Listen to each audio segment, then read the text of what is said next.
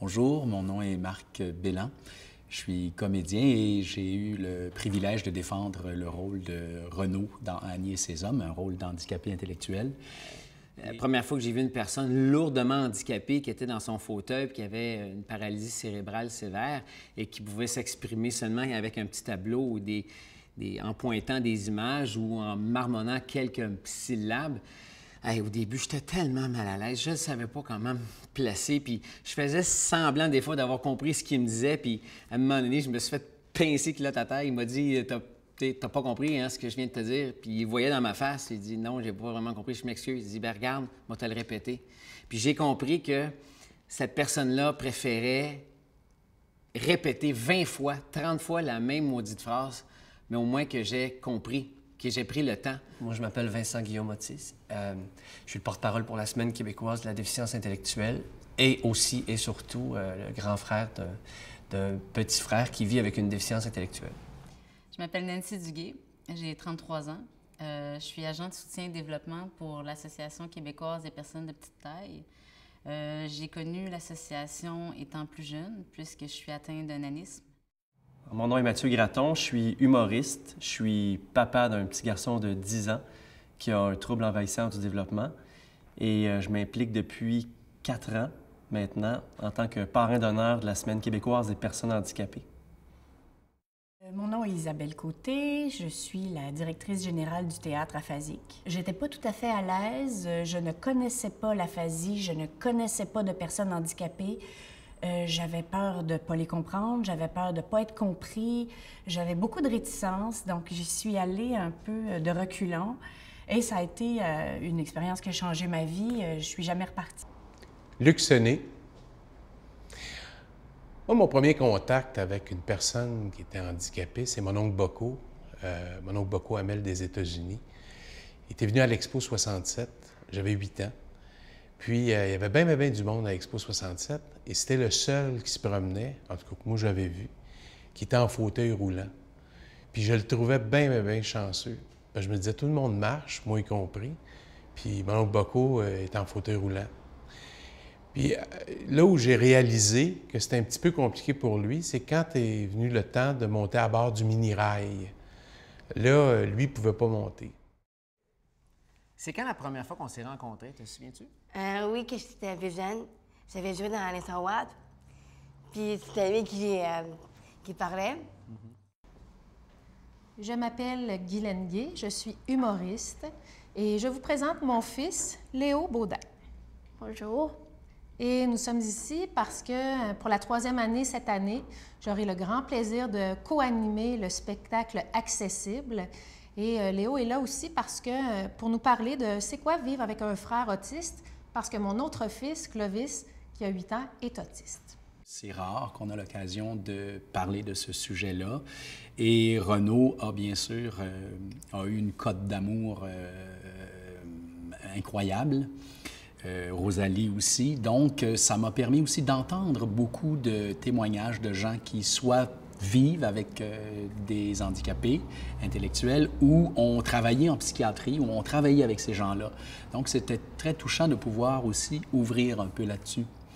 Mais ce que je voulais aussi surtout dire, c'est que pour moi, c'est encore une façon d'accepter la différence. C'est-à-dire que on n'est pas moins un être humain ou une personne valable parce qu'on a un handicap. Évidemment, ça semble une évidence, mais il y a encore beaucoup de tabous par rapport à ça.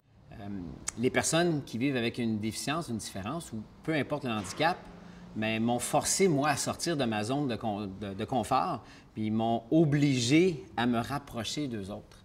Et c'est grâce à ces gens-là que j'ai pu, évidemment, grandir. Et à chaque année au défi sportif, depuis au moins les 10 dernières années, à chaque année, j'ai l'impression d'être comme un oignon.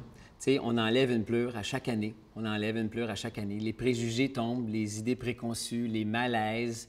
C'est sûr que ce qui me ferait le plus plaisir, c'est que les personnes de petite taille soient de plus en plus connues et qu'il y ait moins de préjugés. Mais que ça soit aussi sur toutes les sortes d'handicaps. Parce qu'une personne handicapée est très mise à part et très jugée déjà en partant quand on la voit. Il faut toujours que la personne approuve auprès de la société qui est capable de faire les choses, les mêmes choses que la plupart des gens. Quand j'ai dit oui pour être parrain d'honneur pour la Semaine québécoise des personnes handicapées, c'est drôle parce que sur le coup, j'étais coparrain d'honneur. Donc, ce qui m'a incité, c'était de me joindre à Gaston L'Heureux, qui est décédé en janvier dernier. Donc, de me joindre à lui, qui était un idole d'enfance, avec plusieurs émissions que j'écoutais assidûment, c'était pour moi un honneur. Puis en même temps, de m'impliquer à 30 ans, 31 ans, c'était le bon timing. Je ne m'étais jamais impliqué dans rien auparavant. Puis je pense que c'est quelque chose qu'on doit faire quand on est prêt. Il ne faut pas être poussé à s'impliquer dans une cause ou dans une autre. Il faut le sentir. J'ai un grand chum depuis très longtemps qui est le cofondateur du jeu de la LNI, Yvon Leduc. Alors qu'on se trouvait à Paris, Yvon a fait un AVC sur le quai numéro 6 de la gare Montparnasse. On a tous été témoins de ça. Et on pensait qu'on allait le perdre. Puis finalement, on ne l'a pas perdu. Il est encore là. On est vraiment chanceux. Pour lui, c'est extrêmement difficile parce qu'il est confiné à son fauteuil roulant. Mais il se bat. Parfois, il est extrêmement découragé. Mais je sais que quand on est ensemble, on peut se dire les vraies affaires, puis qu'il y a encore espoir dans sa vie. Non pas nécessairement de marcher comme il marchait à l'époque, mais mettons que les petits pas qu'il réussit à faire, c'est vraiment des grands, grands pas. Une mère, grâce à ma mère, qui a tout fait pour moi. C'est maman qui m'a fait des services pour moi. C'est maman qui fait tous les transports. Des fois, maman m'en a quelqu'un les transports.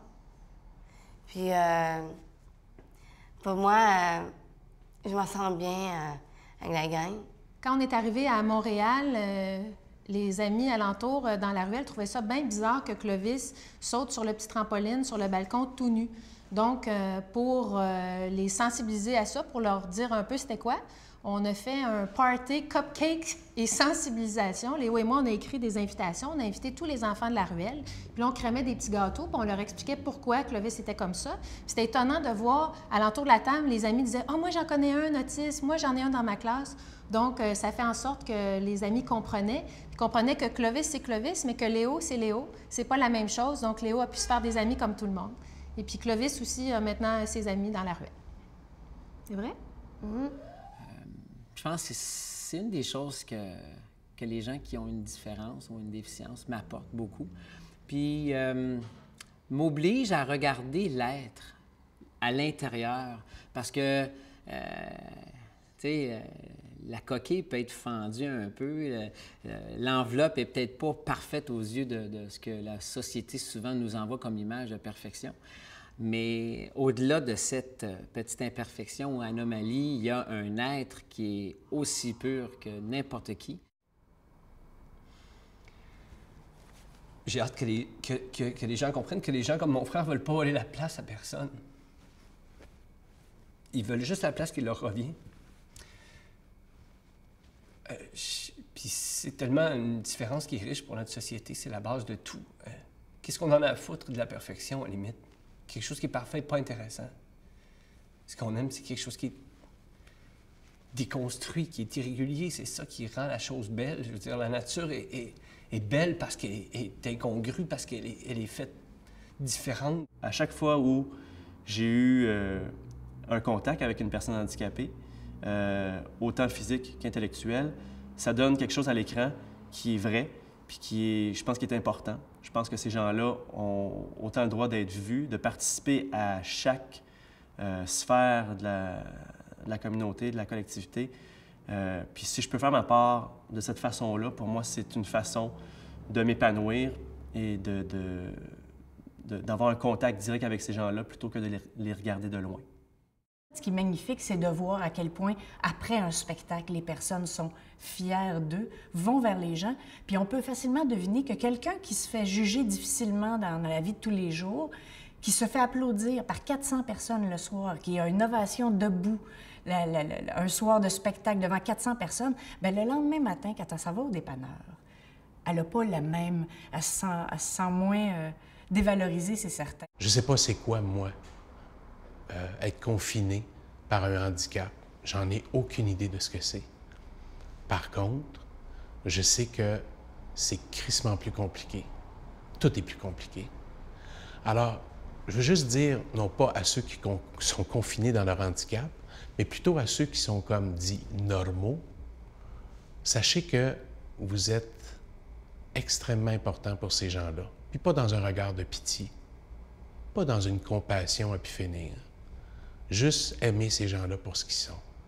Parce qu'ils sont juste différents de vous autres, parce qu'ils ne peuvent pas marcher, ils ne peuvent pas bouger, ils ne peuvent pas courir, ils ne peuvent pas lancer un ballon, mais ils peuvent aimer. Et ça, me semble, c'est la base dans la vie.